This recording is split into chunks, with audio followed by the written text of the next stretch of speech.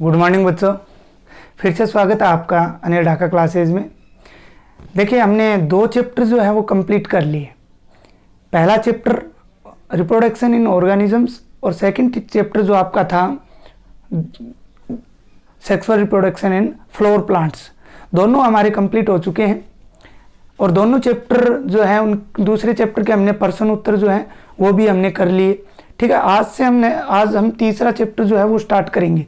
तीसरे चैप्टर का आपको जो नाम है लेसन नंबर 3, जिसका नाम है आपके ह्यूमन रिप्रोडक्शन, अर्थात हिंदी में अगर बात करें तो मानव जनन। कौन सा है? मानव जनन। तो 2 चैप्टर जो है कंप्लीट हो चुके हैं। अगर आप लोग दोनों चैप्टरों के वीडियो देखना चाहते हो यूट्यूब पे, तो वो मैंने प्राइवेट कर रखे हैं। बाकी अगर आप लोग देखना चाहते हो तो आप अभी जो है आप लोगों को डाउनलोड करना है टीचमेंट ऐप, और टीचमेंट ऐप में आपको क्लासरूम ID 3800067625 लगानी है। उसके बदले आपको 299 रुपये का जो है वो चार्ज लगेगा, पूरे सिलेबस का ही। इसमें आपको नोट्स, टेस्ट और जो वीडियोज हैं वो रोज़ाना प्राप्त होते रहेंगे। तो ये आज तीसरा चैप्टर है, इसकी शुरुआत करेंगे ह्यूमन रिप्रोडक्शन की, कि इस चैप्टर के अंदर क्या है, क्या दिया हुआ है। तो पहले इस चैप्टर का नाम समझने का प्रयास करते हैं कि चैप्टर हमें क्या बताना चाहता है। तो ह्यूमन रिप्रोडक्शन, मानव जनन। रिप्रोडक्शन को तो हम लेसन नंबर 1 के अंदर विस्तार से पढ़ा था। लेसन नंबर 2 के अंदर हमने जो फ्लोर प्लांट हैं, पुष्पीय पादप हैं, उनमें जनन को कंप्लीट किया था। आशा करता हूँ आप सभी को समझ में भी आया होगा। तो अब बात करते हैं तीसरे चैप्टर के मानव जनन। तो यहाँ पे ह्यूमन दे रखा है, तो मानव में ही जनन की केवल बात इस चैप्टर में करने वाले हैं। सबसे पहले तो मैं आपको मुख्य टॉपिक बता देता हूँ। जो टॉपिक हम लोग पढ़ने वाले हैं इस चैप्टर के अंदर, वो आपके सबसे पहले तो हम लोग पढ़ेंगे इसमें गैमेटोजेनेसिस, युग्मक जनन पढ़ेंगे। ठीक है, एक पढ़ेंगे female reproductive system, male reproductive system, इसके अलावा मेंस्ट्रुअल साइकिल, इसके अलावा दूधस्रावण, प्रसव की क्रिया, फर्टिलाइजेशन, इम्प्लांटेशन। ये महत्वपूर्ण टॉपिक इसके अंदर हैं, जिनकी बात हम एक एक करके विस्तार से करेंगे। आपकी किताब में शुरुआत में तो जो है तंत्र दे रखे हैं, मेल रिप्रोडक्टिव सिस्टम और फीमेल रिप्रोडक्टिव सिस्टम, लेकिन हम जो बात करेंगे सबसे पहले वो गैमेटोजेनेसिस की करेंगे। किसकी करेंगे? सबसे पहले जो हमारा टॉपिक रहेगा वो रहेगा गैमेटोजेनेसिस। गैमेटोजेनेसिस की बात करते हैं तो इसे हिंदी में बोलते हैं युग्मक जनन। और मैंने आपको पिछले चैप्टर के अंदर बताया था, युग्मक जनन नाम दे रखा है जिस शब्द के पीछे जनन लगा हुआ हो, उसका पहले जो शब्द है उसके निर्माण होने की प्रक्रिया को बोला जाता है। ठीक है, तो इसकी परिभाषा, इंग्लिश में इसको गैमेटोजेनेसिस बोलते हैं और युग्मक जनन। देखिए, परिभाषा समझने की कोशिश करें कि इसकी परिभाषा क्या होगी। तो बिल्कुल सिंपल सी इसकी परिभाषा होगी कि युग्मकों के निर्माण की प्रक्रिया को फॉर्मेशन ऑफ गैमिट्स, युग्मकों के निर्माण की क्रिया को क्या बोला जाता है? युग्मक जनन कहा जाता है। ये तो एक संक्षिप्त परिभाषा है इसकी। अगर हम विस्तारित परिभाषा की बात करें, पूरी बड़ी परिभाषा की, तो हमें समझना होगा युग्मक क्या होते हैं। तो हम मानव की बात करें तो मानव के 2 रूप होते हैं, एक तो होता है नर और एक होता है मादा। ठीक है, तो नर के अंदर बनने वाले युग्मक तो कहलाते हैं नर युग्मक, मेल गैमिट, और मादा के अंदर बनने वाले क्या कहलाते हैं? मादा युग्मक। ठीक है, और इन्हीं युग्मकों के निर्माण की प्रक्रिया को क्या बोला जाता है? युग्मक जनन। लेकिन नर युग्मक कौन सा होता है? नर युग्मक होते हैं शुक्राणु। कौन होते हैं? शुक्राणु, जिन्हें स्पर्म बोला जाता है। मादा युग्मक जो होते हैं वो होता है अंडाणु, जिन्हें ओविल बोला जाता है। शुक्राणु का निर्माण जो है नर के अंदर जो प्राथमिक जननांग है टेस्टिस, वर्षण, उसके अंदर होता है, और मादा में अंडाणु का निर्माण जो है प्राथमिक जननांग जो होता है ओवेरी अर्थात अंडाशय, उसके अंदर होता है। ठीक है, तो अब इसके हम पूरी परिभाषा बनाने की कोशिश करते हैं कि मानव में नर युग्मक शुक्राणु, या फिर ऐसे बोल सकते हो मानव के नर में उपस्थित वर्षण में नर युग्मक शुक्राणु तथा मादा के अंडाशय में अंडाणु निर्माण की संपूर्ण प्रक्रिया को क्या कहा जाता है? युग्मक जनन कहा जाता है। सीधी सी परिभाषा है, मानव में नर युग्मक शुक्राणु व मादा युग्मक अंडाणु के निर्माण की प्रक्रिया को क्या बोला जाता है? युग्मक जनन बोला जाता है। गैमेटोजेनेसिस जो है वो बोला जाता है। मैं आपको फिर से बता देता हूँ, आपको यूट्यूब पर केवल एक ही वीडियो मिलेगा। जो भी देख रहे हैं इस वीडियो को, उनको एक ही वीडियो मिलेगा यूट्यूब पर। अगर आपको इस चैप्टर के पूरे वीडियो देखने हैं या पीछे वाले चैप्टरों के या आगे वाले सभी चैप्टरों के देखने हैं, नोट्स चाहिए, तो आपको जो है टीचमेंट ऐप डाउनलोड करना पड़ेगा और 299 रुपये में आप पूरा कोर्स, न कि 1 महीने का पूरा कोर्स जो है वो खरीद सकते हो। 20 तारीख तक अगर आप खरीदते हो तो 299 रुपये में इसको खरीद सकते हो। उसके बाद में इसकी प्राइस जो है वो बढ़ाई भी जा सकती है। तो ये युग्मक जनन की परिभाषा होगी। अब युग्मक जनन, इसमें एक तो शुक्राणु बन रहा है और एक इसमें क्या बन रहा है? अंडाणु बन रहा है। तो युग्मक जनन की प्रक्रिया जो है उस 2 प्रकार की हो जाएगी। कितने प्रकार की होती है ये? 2 प्रकार की होती है। एक तो होती है शुक्र जनन, एक तो क्या होती है? शुक्र जनन। आज इस वीडियो में हम इसी की बात करेंगे, शुक्र जनन की। और एक होती है अंड जनन। एक क्या होती है? अंड जनन। शुक्र जनन को बोला जाता है स्पर्मेटोजेनेसिस। क्या बोला जाता है? स्पर्मेटोजेनेसिस। और अंड जनन को बोला जाता है ऊजेनेसिस। अंड जनन को क्या बोला जाता है? ऊजेनेसिस। शुक्र जनन को बोला जाता है स्पर्मेटोजेनेसिस और अंड जनन को बोला जाता है ऊजेनेसिस। आज के इस वीडियो के अंदर हम शुक्र जनन की विस्तार से बात जो है वो करेंगे कि शुक्र जनन जो क्या होता है। तो शुक्र जनन की अगर बात करें तो प्यारे बच्चों, शुक्र जनन इस शब्द के पीछे है, पहले लगा हुआ है शुक्र। शुक्र का मतलब शुक्राणु। स्पर्म, इंग्लिश में शुक्राणु का क्या बोला जाता है? स्पर्म बोला जाता है। तो स्पर्मेटोजेनेसिस हो गया। शुक्राणु के निर्माण की प्रक्रिया को क्या कहा जाता है? शुक्र जनन। अर्थात नर में, क्योंकि नर युग्मक होता है शुक्राणु, तो नर के वर्षणों में, ठीक है, वर्षणों को बोलते हैं टेस्टिस। क्या बोला जाता है? टेस्टिस, जो प्राथमिक जनन अंग होते हैं। इस वर्षणों में शुक्राणु निर्माण की संपूर्ण प्रक्रिया को क्या बोला जाता है? शुक्र जनन जो है वो बोला जाता है। शुक्राणु निर्माण की संपूर्ण प्रक्रिया को क्या बोला जाता है? शुक्र जनन जो है वो बोला जाता है। अब बात करते हैं, शुक्र जनन की प्रक्रिया है वो 2 चरणों में पूर्ण होती है। कितने चरणों में पूर्ण होती है? 2 चरणों में पूर्ण होती है। शुक्र जनन की प्रक्रिया कितने चरणों में पूर्ण होती है? 2 चरणों में। एक तो होता है शुक्राणु पूर्वी का निर्माण, शुक्राणु पूर्वी का निर्माण। दूसरी जो होती है वो होती है शुक्र कायांतरण। शुक्र कायांतरण, इनके इंग्लिश वाले शब्द भी आप लोगों को ध्यान में रखने हैं। शुक्राणु पूर्वी का निर्माण, इसको बोलते हैं इंग्लिश में formation of spermatids. Spermatids, formation of spermatids, इसको बोलते हैं स्पर्मियोजेनेसिस। स्पर्मियोजेनेसिस, ठीक है। तो सबसे पहले जो हम बात करेंगे शुक्र जनन की पहली प्रावस्था की बात करेंगे, शुक्राणु पूर्वी का निर्माण, ठीक है। पहली फॉर्मेशन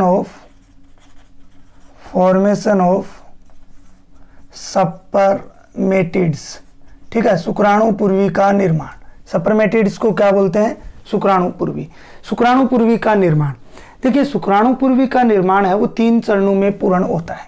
कितने चरणों में पूर्ण होता है? 3 चरणों में पूर्ण होता है। जिसमें पहली है गुणन प्रावस्था। पहली कौन सी है? गुणन प्रावस्था। दूसरी अगर बात करें तो वो है वर्धी प्रावस्था। दूसरी कौन सी है? वर्धी प्रावस्था। और अगर हम लोग बात करें 3 नंबर की, तो 3 नंबर है परिपक्व प्रावस्था। कौन सी प्रावस्था? परिपक्व प्रावस्था, ठीक है। ध्यान से सुनना, इसको बिल्कुल इजी सा है और बार बार परीक्षा में भी आता है। पहली है गुणन प्रावस्था, मल्टीप्लिकेशन फेज। दूसरी है ग्रोथ फेज। तीसरी है मैच्योरेशन फेज, अर्थात परिपक्व प्रावस्था। सबसे पहले हम गुणन प्रावस्था की बात करेंगे, 1 नंबर, ठीक है। गुणन प्रावस्था की बात करेंगे, मल्टीप्लिकेशन फेज, इसकी बात करेंगे। तो ध्यान से मैं साथ में आरेख बनाकर ये आप लोगों को समझाऊंगा कि वर्धी जो गुणन प्रावस्था है ये क्या होती है। तो शुक्र जनन की क्रिया है, हमें पता है कहाँ संपन्न होती है? नर के वर्षणों में संपन्न होती है। कहाँ होती है? टेस्टिस के अंदर संपन्न होती है। टेस्टिस के अंदर जर्म सेल्स पाई जाती हैं, आदाय जनन कोशिकाएं पाई जाती हैं। क्या पाई जाती है? आदाय जनन कोशिकाएं पाई जाती हैं और जो द्विगुणित होती हैं। जर्म सेल पाई जाती है जो क्या होती है, द्विगुणित होती है। जर्म सेल इसको बोल सकते हो, जो द्विगुणित हो सकती है, आगे जनन कोशिका बोल सकते हो। आपको नोट्स के अंदर दोनों शब्द मिलेंगे, यहाँ पे मैं अंग्रेजी में लिख रहा हूँ, आपको दोनों ही याद रखने हैं। तो गुणन प्रावस्था में इस जर्म सेल्स या आगे जनन कोशिका में सबसे पहले समसूत्री विभाजन होता है। क्या होता है, एक कोशिका में समसूत्री विभाजन होगा तो दो कोशिकाएं बनेंगी, ये बात आपको बताने की आवश्यकता नहीं है, सभी जानते हो। और समसूत्री विभाजन हो रहा है, समसूत्री विभाजन को बोलते हैं माइटोसिस। क्या बोलते हैं, माइटोसिस। अब समसूत्री विभाजन की परिभाषा क्या हो रही है, क्या होती है कि मातृ कोशिका द्वारा बनने वाली पुत्री कोशिकाओं में गुणसूत्रों की संख्या अपनी मातृ कोशिका के समान रहती है। तो ये दो कोशिकाएं इससे बनी है, तो ये इनकी मदर हो गई, तो इनमें गुणसूत्रों की संख्या 2n है, अर्थात द्विगुणित है, तो यहाँ पर भी क्या होगी, 2n होगी। ये बनने वाली दो कोशिकाएं होती हैं, इनको बोलते हैं सपर्मेटोगोनिया। सपर्मेटोगोनिया क्या बोला जाता है, सपर्मेटोगोनिया, या बोलते हैं शुक्र जनन कोशिकाएं, या इनको क्या बोला जाता है, शुक्र जनन कोशिकाएं। इन शुक्र जनन दोनों द्विगुणित शुक्र जनन कोशिकाओं में फिर से समसूत्री विभाजन होता है। तो दो से एक से दो बनी, दो से कितनी बनेंगी, 4 बनेंगी, और फिर से समसूत्री विभाजन है तो बताने की आवश्यकता नहीं है, आप लोग समझ गए, चारों कोशिकाएं क्या होंगी, द्विगुणित होंगी। ठीक है, माइटोसिस हुआ। तो सपर्मेटोगोनिया में समसूत्री विभाजन होने से 4 कोशिकाएं बनी। इन बनने वाली चारों कोशिकाओं को बोला जाता है प्राइमरी सपर्मेटोसाइट। प्राइमरी सपर्मेटोसाइट, या बोल सकते हो आप लोग प्राथमिक शुक्र जनन कोशिकाएं। प्राथमिक शुक्र जनन कोशिकाएं जो है वो इनको बोल सकते हो। ओके, अब देखिए एक कोशिका थी वृषण के अंदर, भाई एक कोशिका शुरुआत में इसमें भाग लिया शुक्र जनन की क्रिया में, 1 से 2 बनी, 2 से 4 बनी, इसलिए इसको गुणन प्रावस्था या फिर क्या बोला जाता है, मल्टीप्लिकेशन फेज जो है वो बोला जाता है। इसके बाद में दूसरी प्रावस्था जो आती है, दूसरी प्रावस्था की बात करें तो वो वृद्धि प्रावस्था, ग्रोथ फेज। अब देखिए इन 4 कोशिकाओं में से, इन 4 प्राइमरी शुक्र जनन कोशिकाओं या प्राथमिक शुक्र जनन कोशिकाओं में से कोई एक कोशिका वृद्धि प्रावस्था में पहुंचती है। कोई एक कोशिका किस में पहुंचती है, वृद्धि प्रावस्था में पहुंचती है। तो ये यहां से यहां तक तो आपका ये फेज हो गई, ये यहां पर ये हो गई वृद्धि प्रावस्था। कोई एक प्राथमिक शुक्र जनन कोशिका वृद्धि प्रावस्था में पहुंचती है और वृद्धि करती रहती है। क्या करती रहती है, वृद्धि करती रहती है। ठीक है, इसमें यहाँ पर केवल क्या होती है, इसकी ग्रोथ जो है वो होती है। इसके बाद में इतनी है वृद्धि प्रावस्था। इसके बाद में ये वृद्धि जो प्रावस्था होती है, ठीक है, वृद्धि प्रावस्था के बाद में ये जो है आगे प्रवेश करती है कौन सी प्रावस्था में, परिपक्व प्रावस्था में, या तीसरी जो फेज होती है मैच्योरेशन फेज। कौन सी फेज होती है, मैच्योरेशन फेज। ठीक है, परिपक्व प्रावस्था। ये वृद्धि कर रही कोशिका अब इस प्रावस्था में प्रवेश करेगी और प्रवेश करने के तुरंत बाद क्या करती है, इस प्राथमिक शुक्र जनन कोशिका में जो वृद्धि कर रही थी इसमें अर्धसूत्री विभाजन होता है। ध्यान रखना कौन सा विभाजन होता है, अर्धसूत्री विभाजन। वहां पे समसूत्री था, यहाँ पे अर्धसूत्री विभाजन होता है। 2 कोशिकाएं बनेंगी। अब ये बनने वाली कोशिकाएं द्विगुणित होंगी या अगुणित होंगी, क्योंकि अर्धसूत्री विभाजन क्या कहता है कि बनने वाली पुत्री कोशिकाओं में गुणसूत्रों की संख्या अपनी मातृ कोशिका की क्या रह जाती है, आधी रह जाती है। तो इसको आप लोग n लिख सकते हो। ये बनने वाली कोशिकाएं कहलाती हैं द्वितीयक शुक्र जनन कोशिकाएं, सेकेंडरी सपर्मेटोसाइट। क्या कहलाती है, सेकेंडरी सपर्मेटोसाइट जो है वो कहलाती हैं। ठीक है, अब इनमें फिर से द्वितीयक शुक्र जनन कोशिकाओं में फिर से अर्धसूत्री विभाजन होता है। तो 4 कोशिकाएं बनेंगी। ये चारों कोशिकाएं भी अगुणित होंगी। क्या होंगी, अगुणित। तो मियोसिस हुआ, सेकंड मियोसिस हुआ, तो 4 कोशिकाएं बनी। अब ये जो अगुणित 4 कोशिकाएं बनी है द्वितीयक शुक्र जनन कोशिकाओं से, ये कोशिकाएं कहलाती हैं आपकी शुक्राणुपूर्वी। क्या कहलाती हैं, शुक्राणुपूर्वी या सपर्मेटिड्स कहलाती हैं। शुक्राणुपूर्वी या फिर क्या कहलाती है, सपर्मेटिड्स कहलाती हैं। हमारा टॉपिक क्या था, फॉर्मेशन ऑफ सपर्मेटिड्स। हमारा टॉपिक क्या था, फॉर्मेशन ऑफ सप्रमेटिड्स। तो शुक्राणु पूर्वी का निर्माण हो गया। एक शुक्र जनन की क्रिया के दौरान कितने शुक्राणु पूर्वी बनते हैं, 4 शुक्राणु पूर्वी बनते हैं जो अगुणित होते हैं। दूसरा हमारा शुक्र जनन की प्रक्रिया में जो था वो था शुक्र कायांतरण अर्थात सपर्मियोजेनेसिस। शुक्र कायांतरण क्या था, सपर्मियोजेनेसिस। ठीक है, शुक्र कायांतरण होता है, परिभाषा सुनिए, शुक्राणु पूर्वी या सप्रमेटिड से शुक्राणु के निर्माण की क्रिया को क्या बोला जाता है, शुक्र कायांतरण या सप्रमियोजेनेसिस।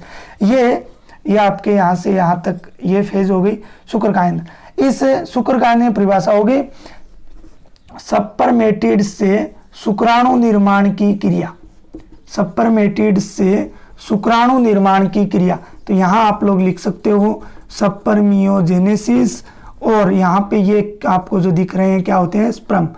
तो ये धागेनुमा संरचनाएं होती हैं जो अगुणित होती हैं, और लंबी संरचनाएं, गतिशील संरचनाएं होती हैं जिन्हें हम शुक्राणु बोलेंगे।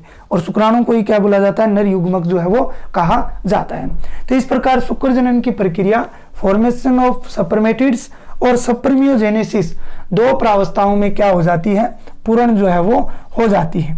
2 प्रावस्थाओं में क्या हो जाती है, पूर्ण हो जाती है। ठीक है, और शुक्राणु की संरचना हम आगे वाली वीडियो के अंदर करेंगे, जो आपको केवल ऐप में ही उपलब्ध हो पाएगा। जो ऐप में देख रहे हैं उनको तो प्राप्त होना ही है। ठीक है, अब बात करते हैं इसके आगे कि शुक्र जनन की क्रिया में हार्मोन नियमन किस प्रकार से होता है। शुक्र जनन की क्रिया में हार्मोन नियमन जो है वो किस प्रकार से होता है, हार्मोनीय नियमन जो है वो किस प्रकार से होता है। तो देखिए, शुक्र जनन की क्रिया के लिए एक हार्मोन होता है गोनेडोट्रोपिक रिलीजिंग हार्मोन, जिसे शॉर्ट में GnRH बोला जाता है, गोनेडोट्रोपिन रिलीजिंग हार्मोन। ठीक है, क्या नाम होता है इसका, गोनेडोट्रोपिन, पर्सन आता है यहां से ध्यान रखना, गोनेडोट्रोपिन रिलीजिंग हार्मोन। ठीक है, ये हार्मोन जो है जैसे ही वयस्क व्यक्ति होता है, नर वयस्क हो जाता है, तो उसके अंदर ये हार्मोन अधिकता से क्या होने लगता है, स्रावित होने लगता है। और ये GnRH जो हार्मोन है, गोनेडोट्रोपिन रिलीजिंग हार्मोन जो है, ये हाइपोथैलेमिक प्रकार का हाइपोथैलेमिक प्रकार का हार्मोन होता है। कैसा होता है, हाइपोथैलेमिक प्रकार का हार्मोन होता है, जो पीयूष ग्रंथि द्वारा उद्दीपित होता है। किसके द्वारा, पिट्यूटरी ग्लैंड जो होती है, पीयूष ग्रंथि के भी 2 भाग होते हैं, अगर और पस। ये पीयूष ग्रंथि के अग्र भाग द्वारा, कौन से भाग द्वारा, अग्र भाग द्वारा उद्दीपित होता है। किससे उद्दीपित होता है, पीयूष ग्रंथि के अग्र भाग द्वारा उत्पन्न जो है वो होता है।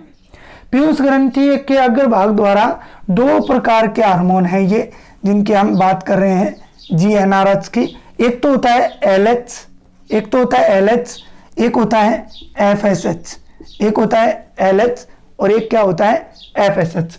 LH का पूरा नाम होता है ल्यूटिनाइजिंग हार्मोन। ठीक है, और दूसरा जो हार्मोन होता है वो कौन सा होता है, FSH,